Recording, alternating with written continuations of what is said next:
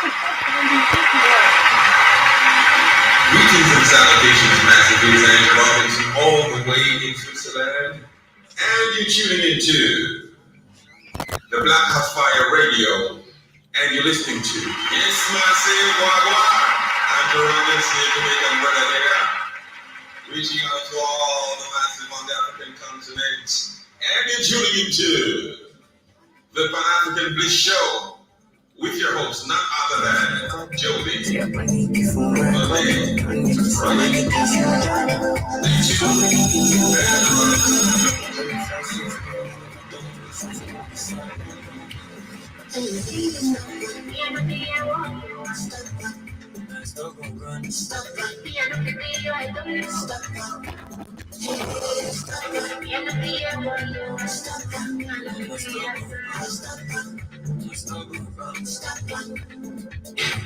Don't know, you can carry them, but with them no know. You can give them this step like Popo. Originality no be Popo. Miami, who go go. The part of the boss on the logo. Polo, see them come the solo. Be like Ziggy, I don't polo. Jackers in a life, in a ego. Bukata me you tip for my family I be stubborn. Enter their body like sugar.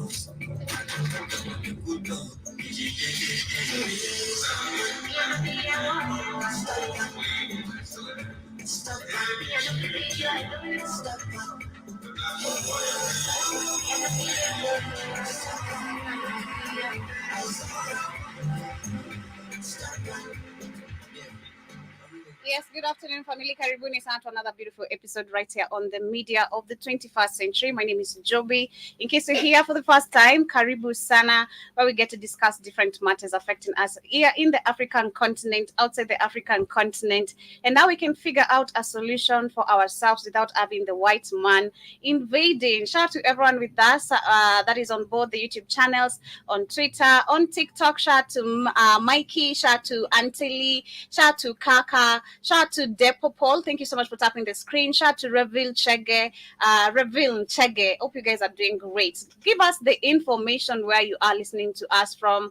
Are you literally outside, Commander Mano? Ama, what are you doing? What are you doing right now? Because as we speak, the 254 is actually holding the Nane Nane Mandamano, which is actually comprising of different demands from the government. Corruption being the number one agenda, and actually that is our conversation for the day, because when you talk about Kenya situation, Nigeria as well is on the streets. They are demonstrating, and generally we can see that Africa, we are all demanding for a common agenda, or we are all focused on a common agenda, that is fighting corruption, bad leadership, nepotism, reappointing and reshuffling of not CSS, but CS. That is the cabinet secretaries whom we've seen this morning. Majority of them have already been appointed officially. So we shall be discussing about that. Our major conversation today is going to Kenya. That is regarding the demonstration that is happening. We can see that the police they were actually very outside by early in the morning, where they've already been able to put some roadblocks on the main city road. And we also have where President Ruto, as he was appointing the CS, he has told them there is no room for failure. We shall talk about that. And we shall also talk about the hidden target for protest in Kenya and Uganda, and what this really means for us as also as a continent, not just Kenya and Uganda, because I'm talking about where we are all actually talking about having a common agenda. And when I talk about common agenda, is where Africans are also starting to realize, despite tribalism, despite maybe na Kikuyu Luo, despite the division in politics because of political parties, we are all suffering the same effects of bad leadership. So that is what we shall be focusing on today, as we get to go down on what is happening in Kenya and also in Nigeria, where the current demonstration are still going on. Do you remember this started on the 1st of August for Nigeria, to be specific. Excuse me. They say that is in 1st of August, and they are supposed to end on 10th of August. Shout out to the 254 as well. for also going out. I see plenty of numbers. I'll be sharing the video of what is happening. Police are throwing tear gas right now as we talk in different parts of the city. And we shall also talk about the WHO and what is happening in Kenya and DRC Congo as well. Shout out to DJ Tracks, karibu sana. Shout out to Ravin Chege once again. And karibuni sana to also everyone who's tuning in through YouTube, on Twitter, and also on Rumble Live and on our show page and the radio station. Hope you guys are doing great. Hope your Thursday will be fantastic. That is what I'm wishing you. As we get back to the music, I started with an amazing jam that was Asake featuring Victory, Stubborn, one of my favorites currently. But this is by the one and only Wagadeliz, if I'm pronouncing the name correctly, Anguka Nayo. And we're coming back with the quote of the day. Do remember to share anything positive you have to keep us going, especially during this time of revolution in Africa. We need some positivity to keep us going, not dialogue.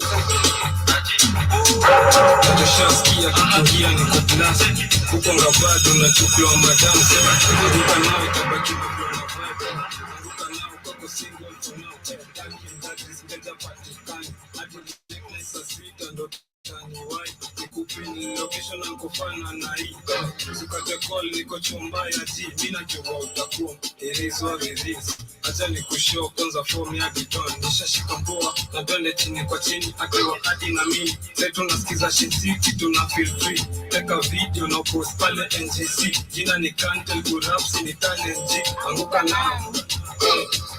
anguka nao check it anguka nao twende down low now stand up your feet mikono juu alafu click uliza pesa alafu one leg anguka nao one leg anguka nao anguka nao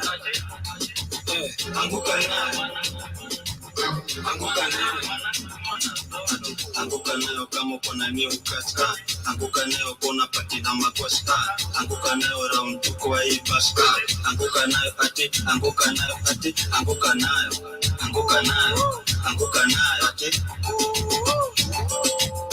anguka nayo ati anguka nayo na katika msupa weba chuka cheza chini kukondezo matuta anguka nayo katika tushaitika mdaki matisho za wataki ama darling tambu serikali tuni serikali tamkaza tunatone nani flow mshati ki tumetunga hapo down chi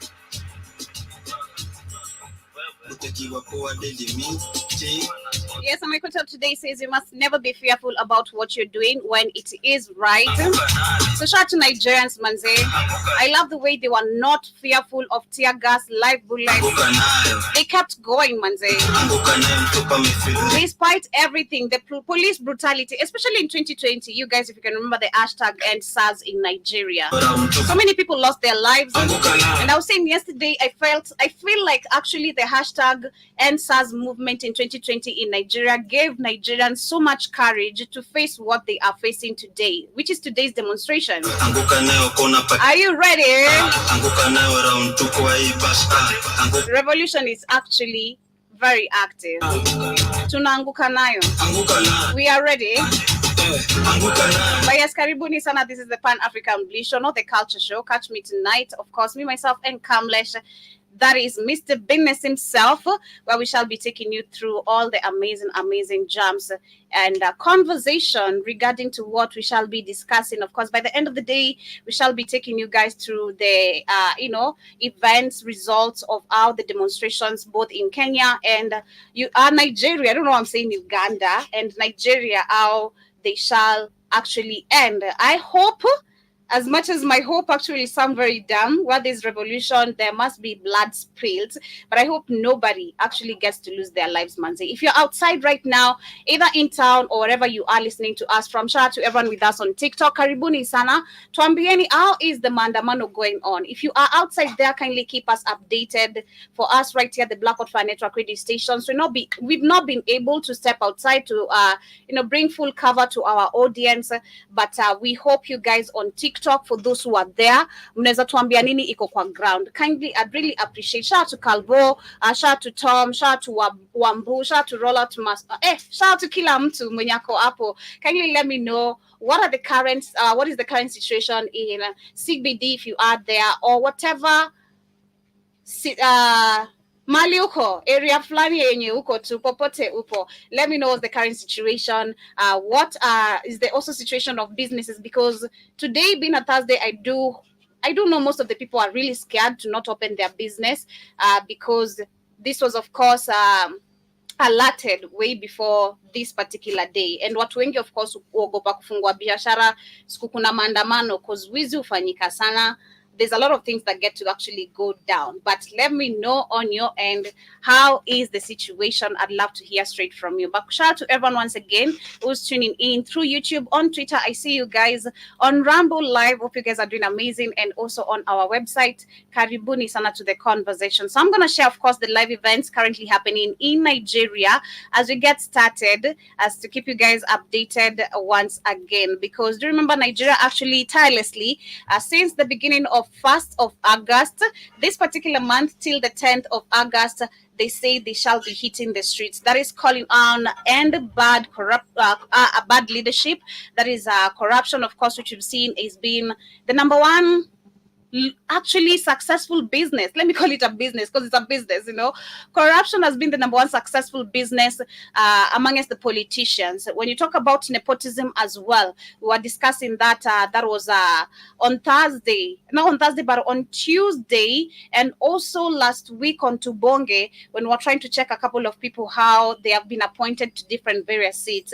And this because someone who is their family member has a political seat somewhere. But when you talk about this, if you look at Kenya current situation, if you look at Nigeria current situation, and wholly the African continent, we are all facing the same problems. It's a common problem. And so must we focus on a common agenda when it comes to bringing solution. And that is what we're focusing on today. So let me share what is happening also in Kenya as we get to continue. This is Nigeria.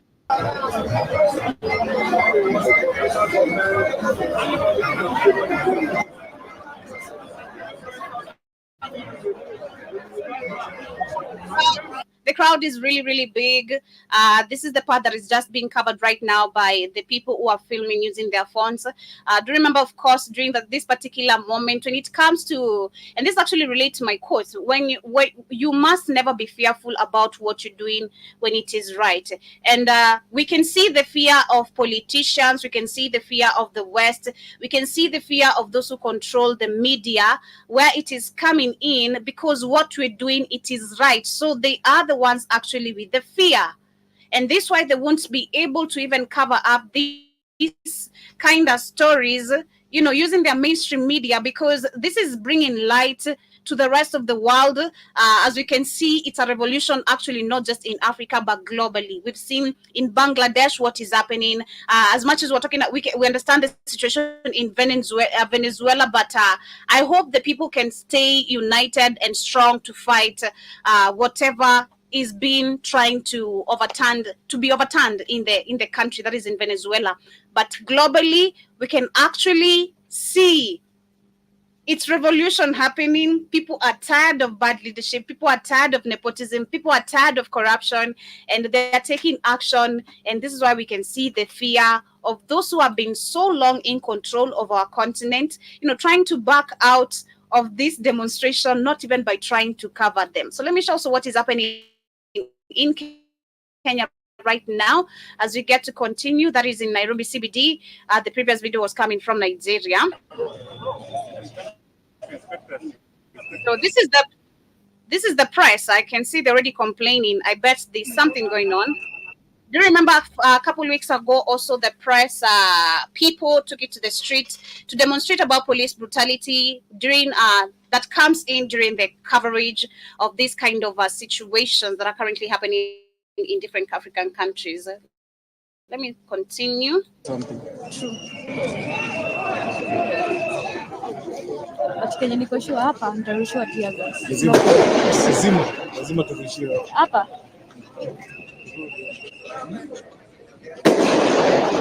Hapa tutarushiwa tear gas hapa.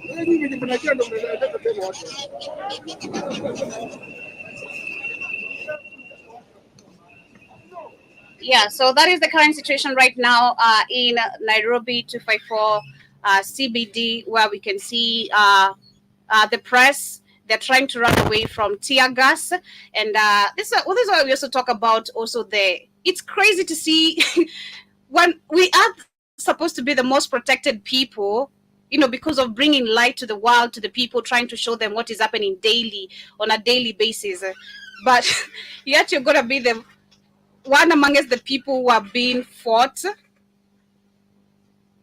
One amongst the people who are being fought for trying to cover up these stories. It is so crazy how the media as and the police station lack a relationship, and this because, of course, or this because of the people who are in control and people who are in charge, because I do believe the police and the journalists should be able to work together on the same ground.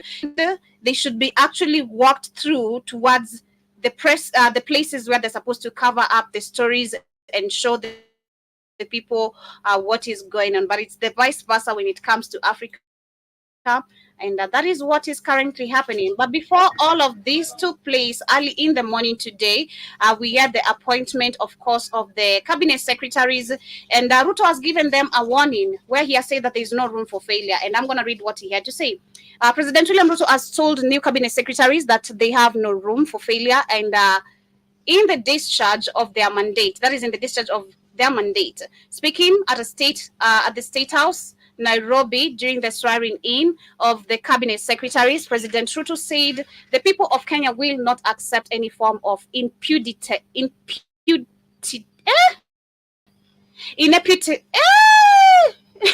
whatever.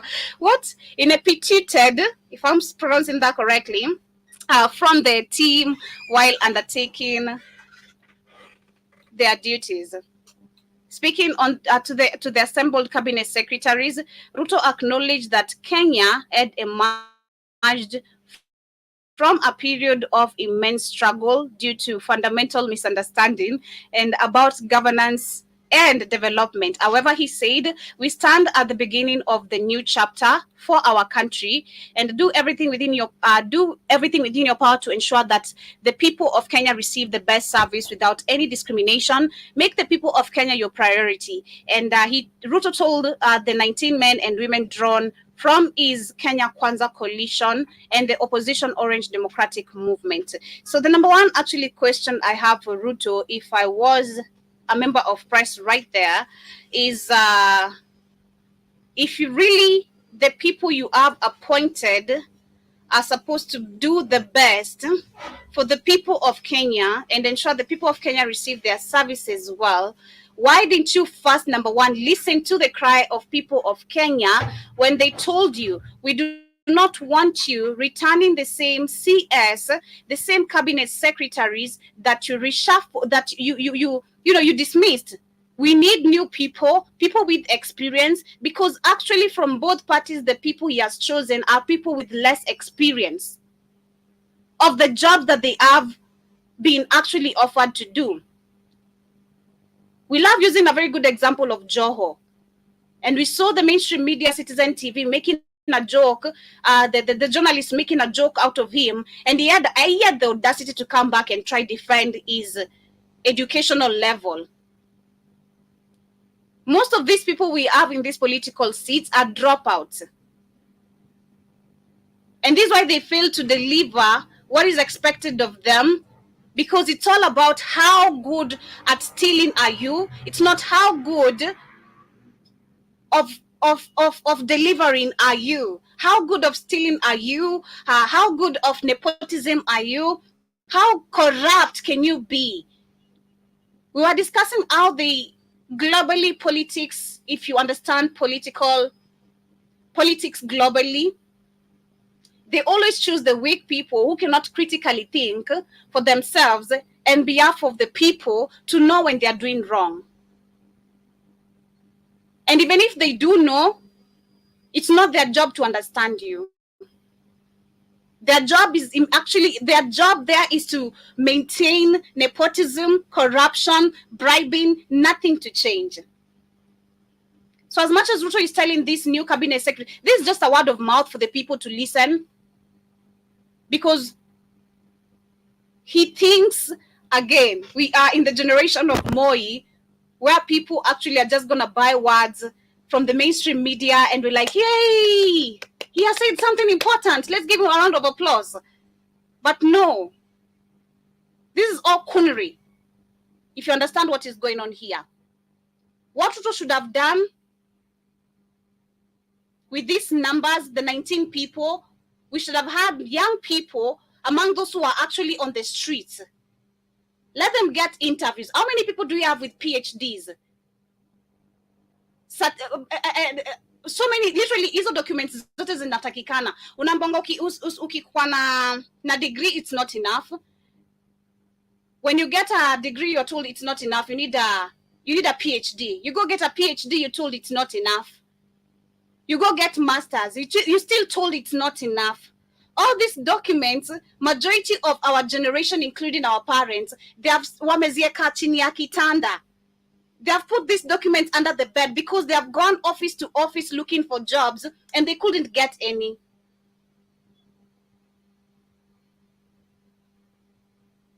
And this is what Ruto is trying to actually, and not just Ruto, but the rest of all the African leaders. They never want to give young people opportunities because a young mindset is going to challenge you.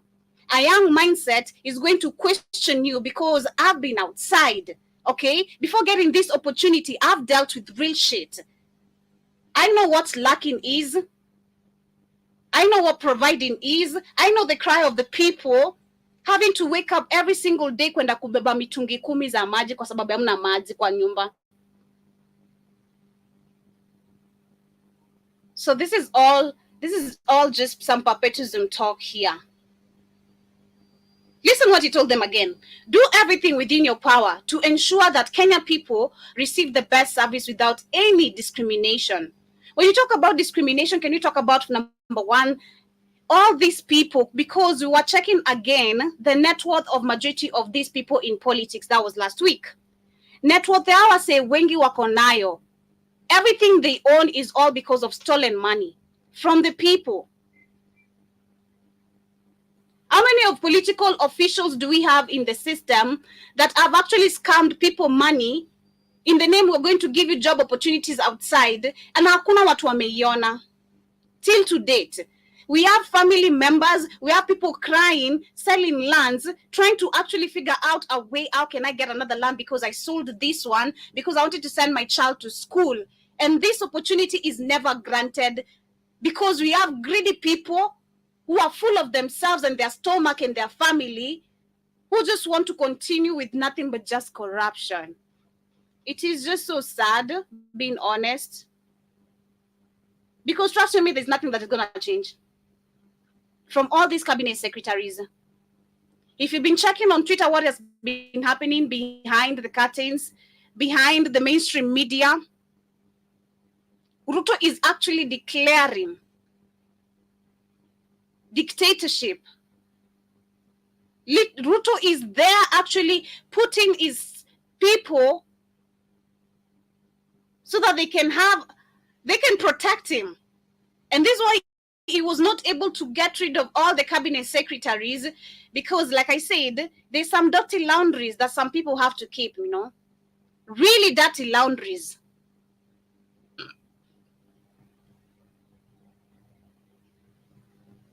There's some really, really dirty drawers that if he happens to get rid of these people, he's not going to be able to find them or clean the mess. So he needs people close to him. He needs people close by him. But I can see on this other end, also in Nigeria, the situation is also escalating. Let me share the screen as we get to continue. In Nigeria, I can see the numbers are increasing, actually. You can see the difference from where they were and where the image from this way it is really coming from. But that is what is happening, what happened this morning, because the appointment was supposed to happen today in the morning by 9 a.m. and he has already done it. And I'm just going to read a little bit of what he said, what the article says, as we get to move on to the next conversation of how he woke up as he was giving his speech to deploy police officers outside, which you can see the tear gas, of course, currently very active, being thrown at peaceful demonstrators. That is in Nairobi CBD town. But they're also adding that the president made it clear that the Kenyan people have high expectations and intolerance for failure, inefficiency, corruption, and ineptitude, whatever. I can't pronounce that. He called on the new cabinet to be team players, servant leaders, faithful trustees, effective stewards of the people's interest, and dependable custodians of their resources. Ruto expressed confidence that each appointee has what it takes to deliver on your mandates to satisfy the people's expectation. He also stressed that the term of our contract with the people will remain in focus and we have no choice but to honor our part of it. But we're going to see actions do speak louder than words, so we can't just pay attention to a little bit 15 minutes round of applause speech because you want people to feed into that. That is the same thing that they did when they got into politics. We're going to deliver, we're going to ensure it's by the people. We need to, this is why we go back and say we need to restructure the democracy we have in Africa. Because can we understand what the term democracy means? Does it really apply the same way, the way it means? Is it for the people, by the people, really? Because we don't see that in Africa, the African continent. We see totally different things. But waking up to this morning, of course, when Ruto was preparing to give his speech, he had already deployed police officers outside this early in the morning. And I'm going to share, of course, the video of what was taking place by that particular time, if it's going to be able to. Yeah, let me see.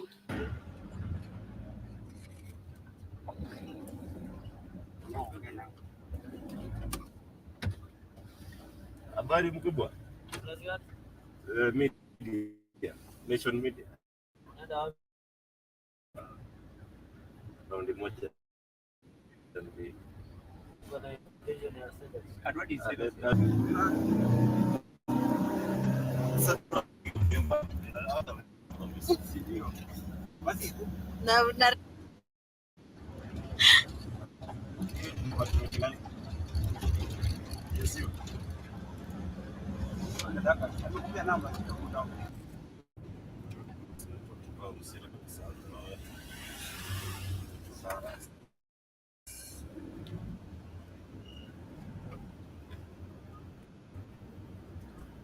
Yeah, so that was the current situation this early in the morning, and yeah, they're saying that armed police have mounted roadblocks on major roads leading into the Nairobi city center, with matatus mostly being flagged down for inspection, apparently amid security concerns that protesters could be commuting into Nairobi. And along Thika Road, one of the police checks near Vincent retreat center just after the entry of the highway from Thika Road, Watua Thika Road, and also along Safari Park Hotel, that is along Thika Road. So, of course, there's expected traffic also along Jogoo Road, Watua Jogoo Road, that is along the police checkpoint, near to the town stadium. There's also been roadblocks. So, kama unaingia tao sahi ulikuwa unaenda from Jogoo Road manze, jua unaingia uko Kaguu, if unaenda maandamano or shughuli zako. But shughuli zako naweza kukwambia sahi, you just put them on hold because it's not safe outside there.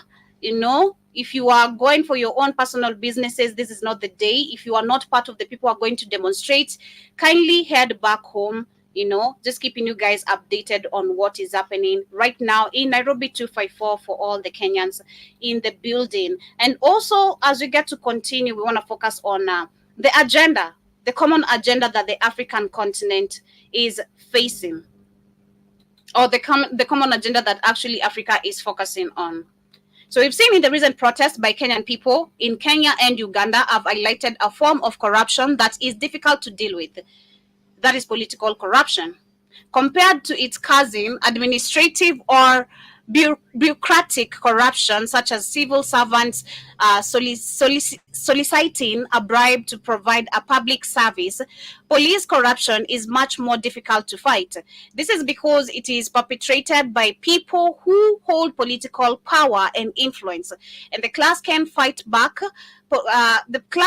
This class can fight back. Corruption gives them both the incentive and the means to hold the power. And if you guys can remember about me, there's a show I did sometime at the beginning of this year talking about the services that are always provided in public places where we're supposed to get public services. The civil servants who are there, they are really, really rude. Number one, they talk to you anyhowly. This includes even public hospitals, public schools, when you go to replace your ID, going to get maybe your birth certificate, it's always something going on, either bribing or just some rude attendance. It is just so crazy. But they're also adding political corruption takes place at the highest levels of the political system. It involves decision makers who have the power to define the rules of the game and to make the laws. They include political elected or nominated to parliament, government, and ministers, and politically nominated senior civil servants. But I'd love to correct the writer and also add that the people who are controlling the politics in Africa, we know who they are. So as much as we think Ruto has power or the rest really have power, they are just nothing but also servants of the master. But yeah, in Africa, if you want to categorize that like Africa, where they include political elected politicians who are selected or nominated to parliament, government, ministers, and politically nominated senior civil servants, then that is super, super true. It is political corruption when people in high office abuse their public power for private benefit, and it is political corruption when they divert public money for personal use, accept money in return for government contracts, and exert their influence in favor of private businesses and business in which they have a stake.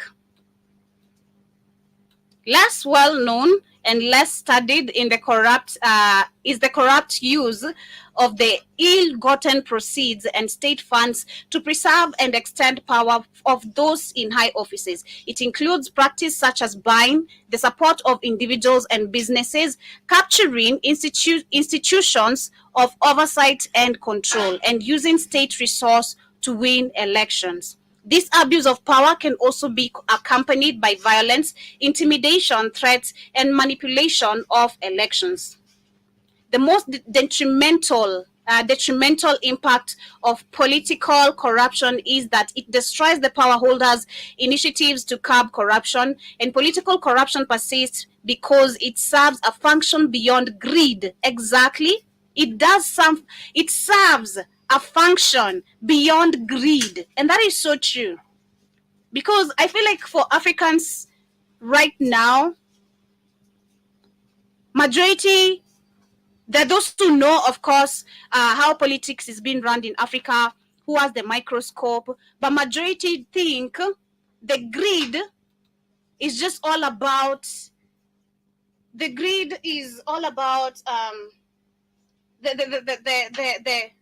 presidents, the cabinet secretaries, the governors. It's beyond that. It serves a function beyond greed.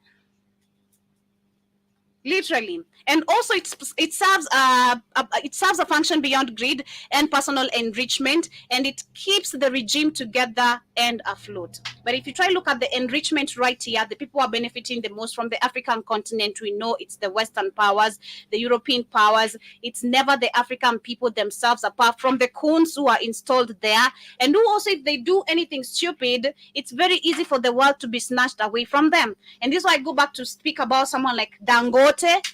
You can't tell me anything about Dangote. Nobody right now can come brag to me about, this is the wealthiest. How did you get the money? Let's track the money. How did you get the money? For you to get this and this, because that's what Dangote was trying to lie to people. And now this majority of these politicians lie to people. People might think Dangote is not a politician, but he is in politics. Let me tell you that. Majority of the people in Africa think just because he does not have any political position, he is not involved in politics. This guy has not only shares in other African countries of his company, which is under his name, but which we said we need also to understand who's funding all these projects, who's really in control of these projects, which are written under the name of Dangote. Dangote is a coon. Dangote is a Bill Gates. You can't tell me about any African person who has not made their money authentically. Kick rocks. You can kick rocks. Kindly. Just kick rocks. Go brag to someone else who does not understand anything. Can't brag about gold, brag about silver, brag about how you are building a refinery, company to do 1, 2, 3 things. That we'll understand. Brag about you being a billionaire like the Nigerian and trying to create job opportunities, where you built your own literally your own airstrip. You bought planes. You gave job opportunities to people. Brag to me about that, but don't brag to me about no Dangote. Any Nigerians who's going to come to me with that, will slam you with that shit on your face. We'll slam with that shit on your face. But I'm just kidding about that. But yes, they're saying that the abuse of power, again, I'm going to read that. The abuse of power can also be accompanied by violence, intimidation, threats, and manipulation of election. The most detrimental impact of political corruption is that it destroys the power holders' incentives to curb corruption. Political corruption persists because it serves a function, again, beyond greed and personal enrichment. It keeps the regime together and afloat. And the writer says, I am a political scientist focusing on democratic institutionalization, political economy, and political corruption and natural resource. My previous research on political corruption has covered several African countries: Palestine, Bangladesh. That is not Palestine, yeah, Bangladesh. I draw my analysis from this and also the 2019 political book Corruption in Africa, which I edited. And he adds that, in my view, the mass of protests against power abuse in Uganda and Kenya lately are good for 2 things. They shed light on the problem and they put pressure on the power holders. The Kenyan president, for instance, has announced legal and administrative reforms to address changes of political corruption, which, like I said earlier on the previous article I just read of him appointing the cabinet secretaries. Let's see. Actions speak louder than words. We can't listen to you murmuring while you're not working. Okay? But they're also saying, but this is rarely enough. Corrupt power holders have a strong tendency to fight back. They can even hijack anti-corruption agenda and turn it into another tool for holding on to power. Like we've seen in most of the currently going on demonstration like Nigeria and Kenya, the demonstrations have been hijacked, where we can see them paying goons to come and destroy the agenda of what we're focusing on. But what is the anti-corruption trap? They're saying that in the book that he edited, he outlined 2 processes of political corruption: extractive and power perceiving, in a number of African countries. The authors presented well-documented cases, including vote buying and clientelist tactics in Kenya. Vote and buying, clientelist tactic in Kenya. I didn't get that correctly. The second one is exception, that is given to corrupt people when joining the ruling party in Nigeria. Military corruption is integral to the survival of the political system in Uganda. Both extractive and power perceiving political corruption in Ghana, and the secret loan affair that ravaged that ravaged the economy in Mozambique, campaign financing and vote buying in Malawi, state capture in South Africa. So those are some of the stories that he's been able to, classify corruption on those two classes from most of the African countries. He also says Africa is not unique. Political corruption is a widespread problem, which has also driven people to the streets in this year, that is in Slovakia, Albania, Hungary, and Iraq. The same time, democracy is the world. In the same time, democracy in the world is in retreat, which should be, because globally, I always hear kids sometimes, majority of the times, if he's there listening, don't pop in. But I always hear kids most of the time focusing on democracy not being in Africa. But globally, there's no democracy. Globally, we have no democracy. And this is when we see revolution on the rise globally. This is because we've never had democracy that has worked for the people, by the people. Nothing as such, The World Bank data, he continues, on the extent to which citizens in sub-Saharan Africa are able to participate in selecting their government, as well as freedom of expression, freedom of association, and a free media, have shown little improvement, of course. Because how do you express yourself that you're calling out? I mean, take me back last month. We saw Museveni arresting a 26-year-old because of insulting his family and Captain Crunch and the wife. And then we saw Samia Suluhu arresting a 24-year-old because of banning his picture. Just a picture. And using some good words, because those were some good words, just speaking the facts. We also saw in Equatorial Guinea a pastor who was held in jail for 2 years because of failing to apologize to the president of Equatorial Guinea, who has been in power since 1979. Okay, it's crazy. It is crazy. So yeah. Of course, there is lack of freedom of expression, freedom of association, freedom of media, and they will never improve until Africa get what they are fighting for right now.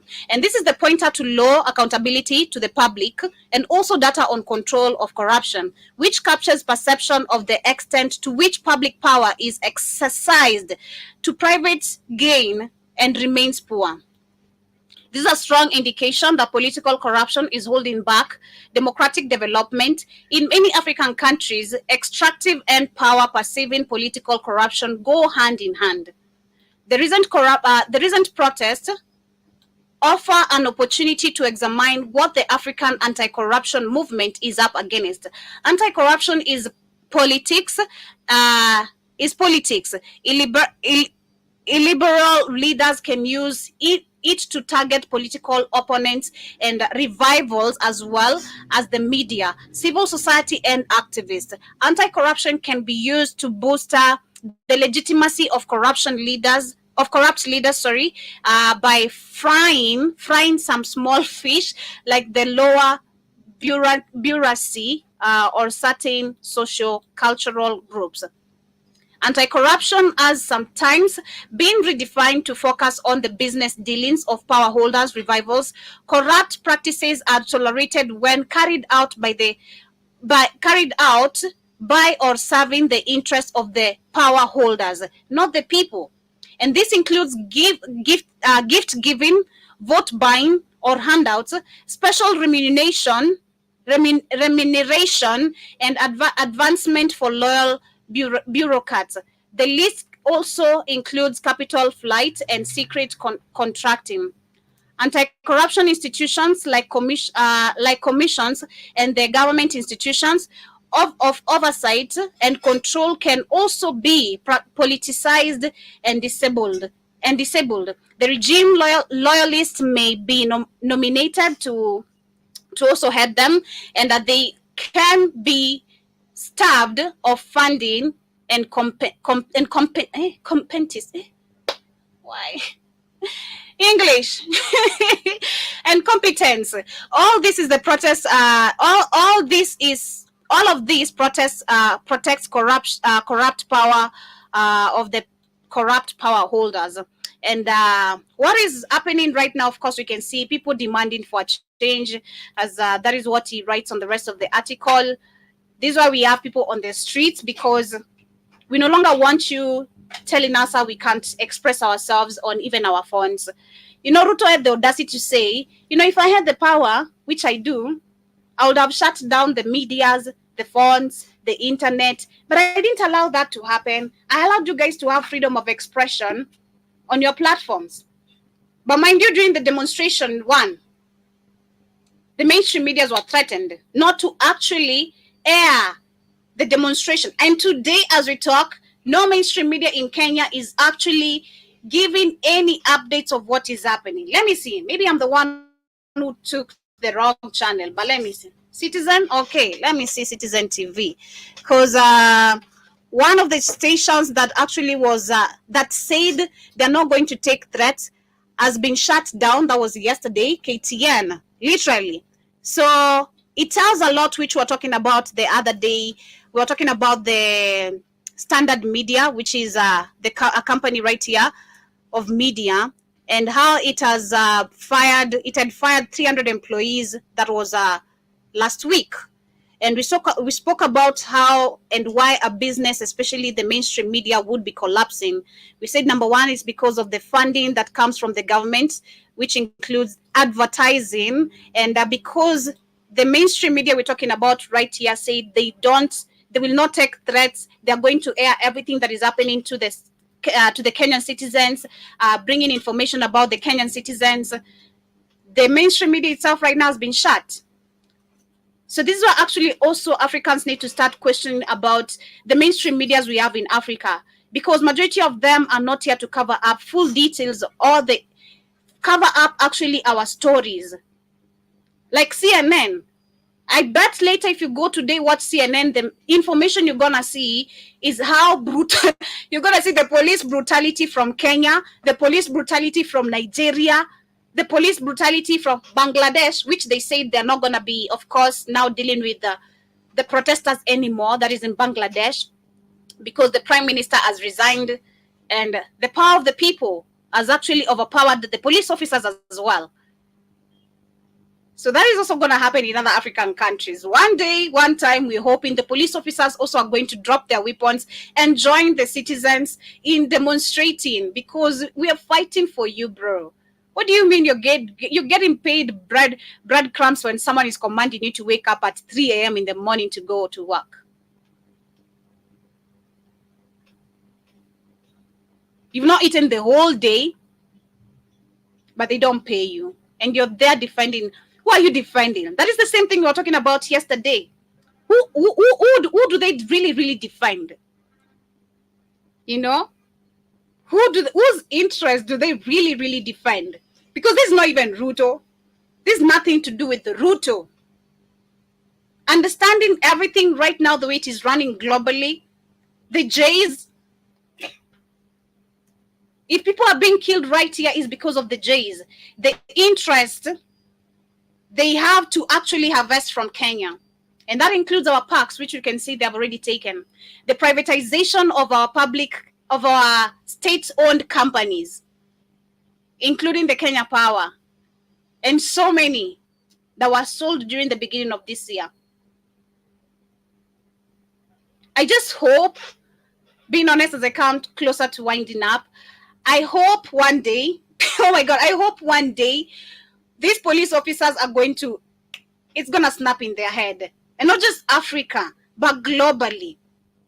Because understanding everything right now, I remember it took me to a time, I remember when I was dating this guy, and he was so desperate. Like, really, I don't want to say desperate, but yeah, he was desperate. He was so desperate.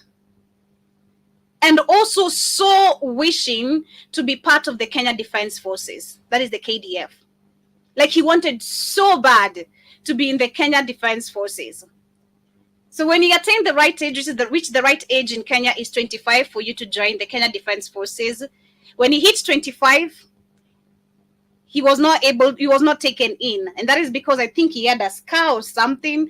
I think there's some things that disqualify you from a lot of things that disqualify you from getting in. I've seen a guy who went to burn his arm. I don't think it's scars. I don't remember what he had. Either it was his height, he was short, or something. I can't really remember. But I've also seen a friend who had to burn his tattoo to it being a scar today, because he also wanted to become a member of the Kenya Defense Forces. And I've seen also young people who go to the extent of bribing to get to these military forces. But the saddest part that we're not educated about, or these people have no clue about, and this is where again we go back to the system of education, because you're not given the facts of who controls the world, who controls the economy, resources, who actually is the master of the world, which they are not, because god damn it, these people, you want to tell me they won't collapse? That's a question Demore once said here. And you want to tell me these Jays will not collapse, as much as they say they're gonna drop a nuclear bomb? It's just crazy. But I just hope these people can understand the war you're going to fight for is not for your people. You're not going to defend your people, do nothing. Okay? You're actually contributing to the problem. Because look at Kenyans in Haiti right now. Kenyans in Haiti, oh my God. Kenyans in Haiti have been told to hold on to the mission and do what? Go study French so that they can be able to not have a language barrier with the people of Haiti. Or the gang members. That is happening today in Haiti with the 600 deployed so far troops, and mind it's not 600, that is just the number the mainstream media has given you. We had already bunch of number of people who had arrived in Haiti. Along their way they died, and nobody's talking about this, not even Ruto himself. He's like, nah, we gotta become brothers and sisters, we gotta be helpful, because one day Kenya is gonna be in need. Why won't you help DRC Congo? Just the neighboring country. Why is it, it's critical thinking again that we should have and question these kind of things. Why would you go so far, 100,000 miles away from home, to go protect people who have not even asked for your help, okay? You've been funded to go give help, which is not help. You've gone 1,000 miles away to help people who have not requested for your help, but in your own very home country, in the northern parts of Kenya, we have people who are dying because of political fights, because of war, because of oil, resources that are in the northern parts of Kenya. There's a lot of oil in the northern parts of Kenya. The displacement also going on there is crazy. The killings are crazy. The guns, it's the Al-Shabaab, they say. That's what they keep on telling us. Oh, they came through Somali and all that. But the lies are finally being uncovered. The lies are all being uncovered. Why won't you help DRC Congo, which is in cry for help, as I get to wind up as my major conversation for the day? Why go all the way to Haiti? Right now you have to pause your mission to go study French. Yeah, je m'appelle, and whatever they say. It is crazy. But Congo was planning a ceasefire meeting. I think I read that during the weekend somewhere, but I didn't have the full details. And apparently this is going to fail, because they're saying that the ceasefire negotiated in Luanda, between Rwanda and the Democratic Republic of Congo, appears to have collapsed before it could take effect. Of course, you're not supposed to have a dialogue on this one, okay? This ain't no Kenya. This ain't no Nigeria. We don't need no goddamn dialogue. What do you mean we need to sit down and ceasefire? Activate. Drop another one. That is what they're doing. So they're saying It appears to have collapsed before it could take effect following an outbreak of violence between the warring parties. Despite committing to a periodic ceasefire from August 4th, M23 rebels began advancing and capturing new towns in eastern DRC, notably Nyamilima and Ishasha, just as the ceasefire was coming into effect. And I'll be showing, of course, videos of that because it's devastating. The movement was contradicted on July 30th and pledged by Rwanda and the DRC, brokered by Angolan President João Lorenzo, and that is to halt the fighting between the M23 rebel and the Congolese forces. And they also add in that Rwanda is accused by Kinshasa for supporting the M23 rebels, while Kigali accuses the DRC for supporting the FDLR rebels, who was seen as trying to destabilize, the Rwanda state, which is a lie. There is nowhere ever. Where? Enter Kagame where? Try it. Oh my God. What do you mean that the FDLR are trying to destabilize Rwanda? Try enter Kagame. You're gonna, oh my God. He can barely allow his people actually even step out of the country. I wonder if Rwandese have passports. And if so, this has to be a certain class of people who have money. Let me see something about Rwanda. What's the percentage of the rich, I mean wealthy,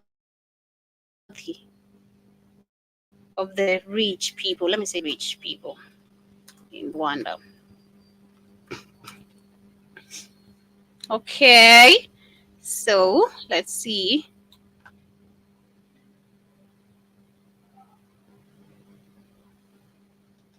So it's not even giving me the, oh my God. So I asked Google what percentage. Let me see the percentage. I didn't put the percentage right. Almost tripped them. But let me see. So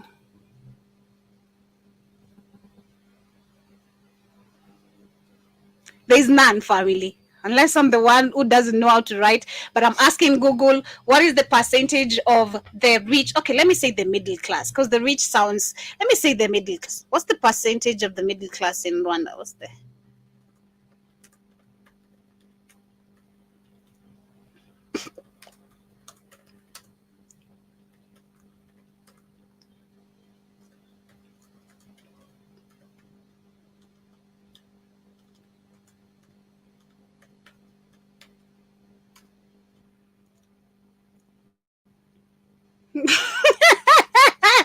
oh my God, I'm loving this. Nothing.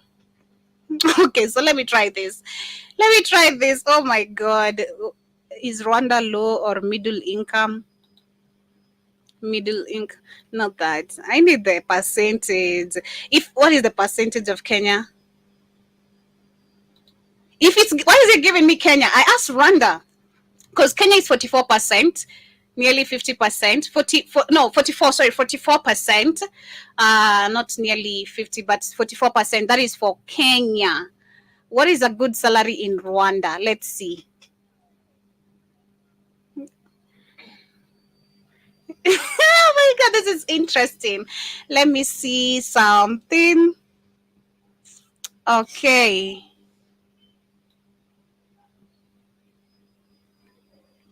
Okay, so I'm not getting the full detail, family. I'll be lying. I'm not seeing the percentage of the middle class in Rwanda, the percentage of the well-off, let me say rich in Rwanda. Instead, they're giving me certain names to be specific, so that shows you a lot about the control of information in Rwanda, which Kagame is very strict when it comes to the mainstream media just picking up information and talking anyhowly about his country. He does not allow that, despite being a dictator. Same with Museveni, I'm gonna give him that. He's always been one of the people who do not allow these other mainstream medias, including CNN, CBC, whatever, to talk any crap about the country. So this is why there's less collection of data about the lives of the majority of the people. Oh my God. So you want to tell me the FDLR rebels can be able to destabilize Rwanda while their own people themselves cannot even dare walk out of the border? It's just not making any sense. It's just so crazy. It's all made up. And the world has been seeing, videos are out, information is out. Congolese people are talking right now. People have phones. They are recording and giving out information about the effects taking place and how what the mainstream media is collecting and not collecting. So this is the current situation. The current situation right now in DRC Congo. We can see as the ceasefire talks was ongoing, which was supposed to be activated, has been deactivated, and they have fired, of course, they've set fire on multiple of the houses in a certain village. This is, I'm not sure where this is coming from, but it's some part of DRC Congo still, where the villages are being burned in Congo. So far, we're talking about 8 million people in total who are being displaced from this country. It is so crazy. It is just so crazy. Kagame is crazy. Oh my God, I can't wait when the white man gets rid of these puppets. Just like they always do. I want to see them being finished. I'd love to see them being whooped. Yeah, you helped us, so what? Keith, I'm waiting for you to send it kindly. And of course, Karibu Sana. Shout out to K. Williams as well. I hope you're doing amazing. He says it's a busy day. Thank you so much for hopping in, though. I appreciate you so much. And of course, as we get to wind up, I'm waiting for Keith to share the video right here as we get to finish up. But this is so crazy. When I talk about the common agenda of Africa as my topic, is, as you can see, revolution actually happening. We can see how the rest of the African countries are also desperate for the same thing. They're so desperate for a change. It's a common agenda. People are so desperate for equality. People are so desperate for free education, free and fair education. If I don't want to study religion, don't force it to me. If I don't like science, I want to study different type of science, don't force it to me, We want Afrocentrism actually back. Afrocentrism has to be back.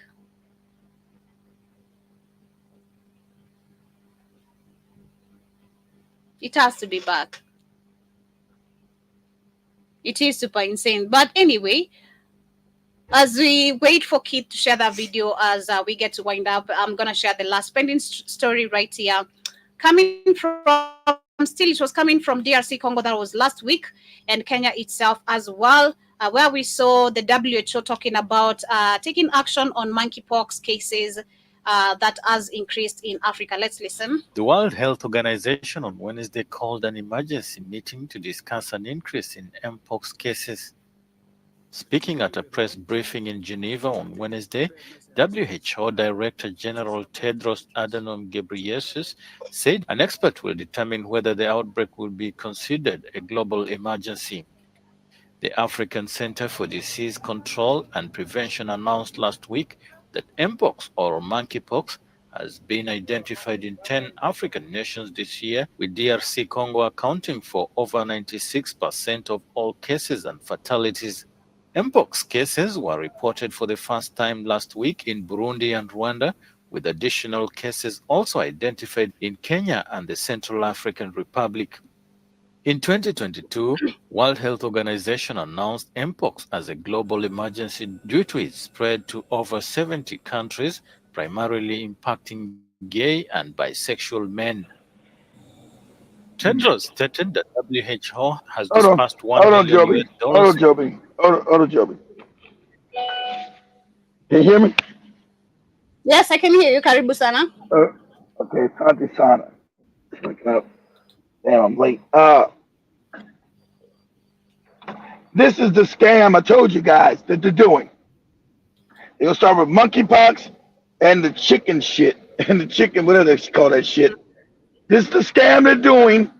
The new pandemic, and they always got to start with Africa. Remember, Africa's supposed to be the scary, fucked up, dirty place in everybody's mind. Africa, 10 countries in Africa have got the monkeypox. You know it's a lie. It's homosexuality in Africa. It's taboo. But they're gonna use Africa's supposed to be the big scary place. They're like, it's in Africa. It's the dirty, backward, undeveloped Africa. Monkeypox, nigga, monkeypox. But we know monkeypox comes from the doing you know what, and that's rare in Africa unless you're down in South Africa, some shit. So they know 10 African countries. And it's crazy. It's so crazy even having the WHO reporting this, which we know, of course, these organizations, all of them function the same. While they're the same people on this other end of this other organization, human rights, UN, Exactly. whatever, promoting and telling people to actually find their rights on being homosexual, so it is crazy when you come tell us how we have an outbreak, but you're the same people promoting the agenda to actually push, and you're actually sanctioning African countries if they don't sign and abide to the rules. This is just so crazy. Most people don't know what you just said. Exactly, it is crazy. So this the new pandemic that they're coming out with. It's the new scam, and they talking about. Because people didn't sign their damn treaty. This is the way they want to lock down the world, take over the world with their fucking fake health shit. Because people didn't sign their fake treaty. They talking about now we want to come to the United States and have the UN and the NATO troops to try to force people to take their vaccines and their motherfucker. We're not taking none of your shit. None of it. Mind you, we do remember we studied that was I think last year on a certain article we were reading how they are right now producing foods that have hormonal change, even to pregnant women it affects pregnant women to the point where it affects a baby. So the baby's hormones change and they start feeling this type of way. So if they bring the VSCCINEs, it's not even for help. It could be the hormonal changing type of VSCCINE to make you feel exactly, but none of them help. If you're stupid enough to take the shit, you don't know by now what they're for, and I don't know what to tell you. They would have about, it was the anti-vaxxers that killed 200,000 people. Motherfucker, if you got the vaccine, how you dying for me? See, they still doing that scam, and it ain't gonna work. You're trying to lock down the world, trying to do your one world order, your one world government. That's why they got these dumbass niggas in Africa privatizing all the goddamn parks, privatizing everything where they control the selling off of Africa so these Jays can steal every fucking thing and lock everybody down and then KIL and then unalive every motherfucking body with these VACCINEs. The answer is no. The fake money. We got money. See, fam, there's no such thing as a pandemic happening back to back to back to back to back. That's out of nature. It's not no way you got pandemics every damn 2 or 3 years. If it's a real pandemic, nature don't work like that. A pandemic would be every 1,000 years or some shit. Every 600-700 years. Not every 2 years, 3 years now. Go ahead, Joby. Guys, but let me share this as I wind up before I take much time. Is widely viewed in Africa as a Western neoliberal puppet who has essentially turned Rwanda into a colony of the IMF. IMF own everything in Rwanda. And he has achieved that. He has achieved the colonization of Rwanda to the IMF and to Western investors through severe suppression of democracy. And even the violent elimination of political rivals. He's achieved that through purely autocratic means. The fact is that under Kagame, Rwanda has backed the M23 rebels in the Democratic Republic of Congo, and that the violence that they have caused has dramatically benefited those very same Western investors and multinationals who have colonized Rwanda, and exactly for stealing the resources. Kagame has collaborated with the colonization of Rwanda, has allowed them, much cheaper and much easier access to Congo's minerals through illegal mining, artisanal mining, smuggling, and so forth. With the chaos and the violence, you can look at chaos and violence in the perspective of neoliberalism is utopian level deregulation. Chaos and violence is the ideal suspension of any type of regulation or law or rules that investors and foreign multinationals that they have to abide by, that they have to follow. Yeah, getting steal. So all the rules go out the window when it's a war zone, when it's a conflict zone. Mm-hmm. So that gives you free, open, Wild West style access to the riches under the earth, giving them access to what are called now conflict minerals, or blood diamonds, blood minerals. That's what they're trading in. That's what powers your iPhone and your electric cars. And in fact, since the resurgence of violence in the DRC, with the M23 rebels backed by Rwanda and the Kagame regime, mineral exports from the DRC have increased between 15 and 20%. That's a lot, and that's what's on record. That's not even talking about what's not on the books, the illegal, the smuggling, and so on. Companies like Tesla, Apple, Intel, HP, Dell, Volkswagen, BMW, all of them have been accused of sourcing blood minerals, conflict minerals, for their manufacturing. The fact is that Kagame has basically run Rwanda according to IMF dictates. IMF dictates, that's right. Structural adjustment reforms, neoliberal macroeconomic recommendations, and so on. The IMF puppet, that's why it was put there. And privatizing all state assets, state enterprises, and so forth. He's privatizing them, selling them off to Western foreign advisors. Is a former World Bank official, and exactly. BlackRock. BlackRock management. The Jays. Who was BlackRock? Oh, the Rothschilds and Rockefellers on BlackRock and Vanguard. So he's telling Rwanda off to the Jays. And they, BlackRock, the same way doing Kenya, like $50 million to run infrastructure projects in Rwanda. So they're buying that country.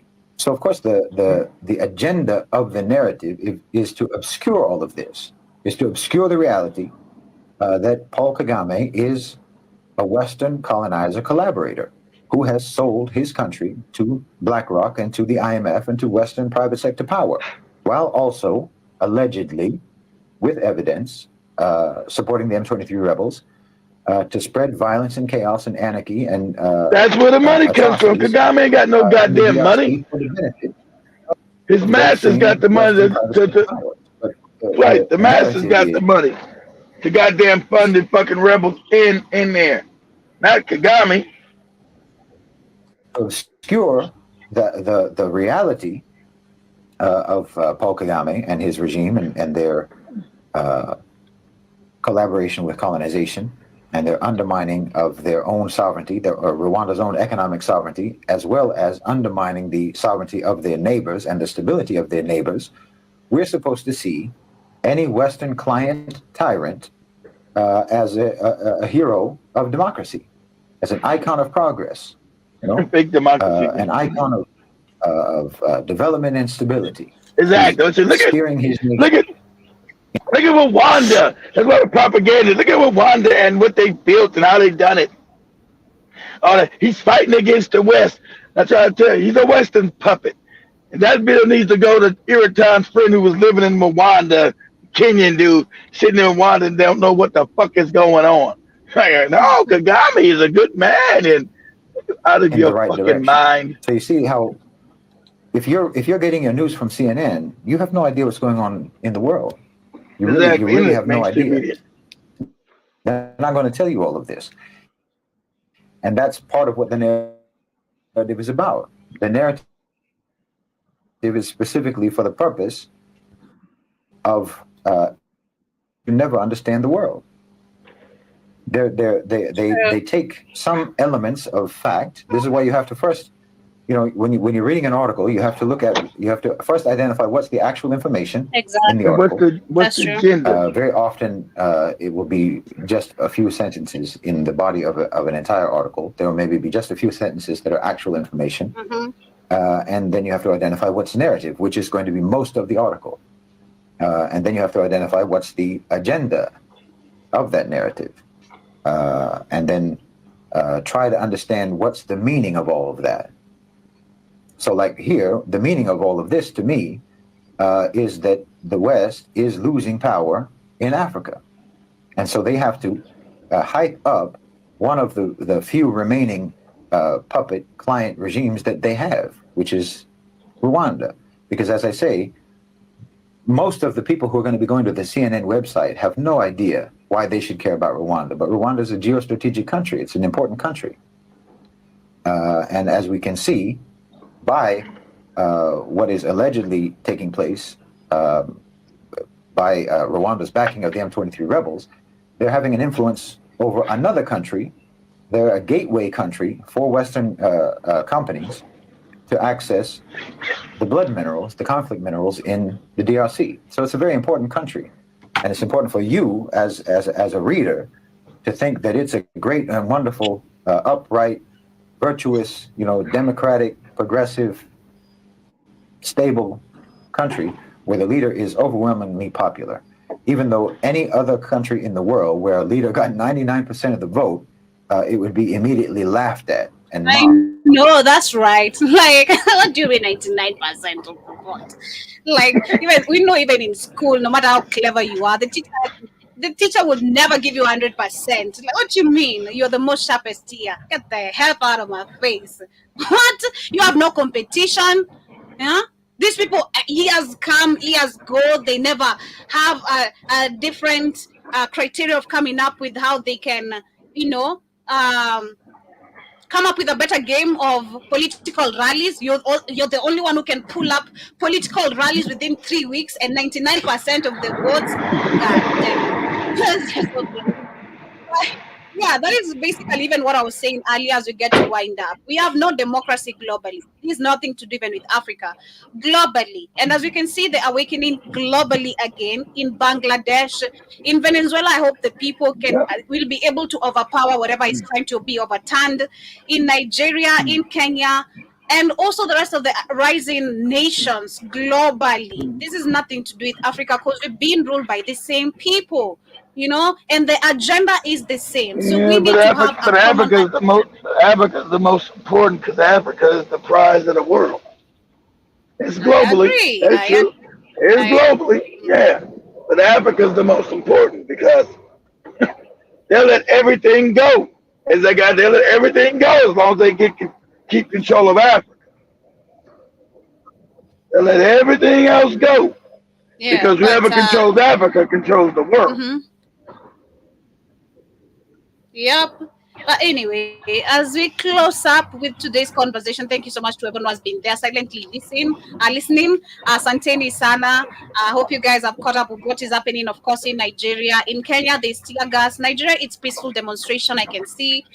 In Kenya, the police were deployed by early in the morning. I've updated all the 254 people who are here. If in case you had personal businesses, kindly go home. Someone like Kamlesh is not going to be able to make it to work today, but work remotely because there is no matatus. Matatus are being turned, not to enter Nairobi and all that. As much as I said, I hope nobody's going to lose their lives. We know the price of revolution, of course, is the blood being shed, and blood must be shed. So be careful if you're not the people among who want to demonstrate. Kindly be safe. And do remember, we got this. Again, it's a common agenda. Kikuyu, Luo or not. You're buying ugali flour the same as me, okay? You're buying sugar the same price as me. Oil, when it goes up, I'm facing the same effect as you. Ruto will not come knock to your door because you voted for him, because you are Kalenjin. He'll not come to you because you're a Kikuyu and you voted for him. He's making people's lives, unbearable equally to everyone. He's a Western puppet. He's taking the Exactly. things of his masters, what his masters told him to do at all costs. You guys have woken up and caught him. You know, you've been more fearless than Rwanda. You've been more fearless than any other African country. You have woken up African countries. You've woken up even Bangladesh. Bangladesh is because of Kenya. They woke up. So understand the place that you hold. You're doing it for your children and your grandchildren. And really, you're doing it for all of Africa. Africa's been captured for 600 years by wicked-ass white people who have exploited it, stolen its resources, and enslaved and impoverished African people. This is what the fight's about. Getting free of enslavement and exploitation.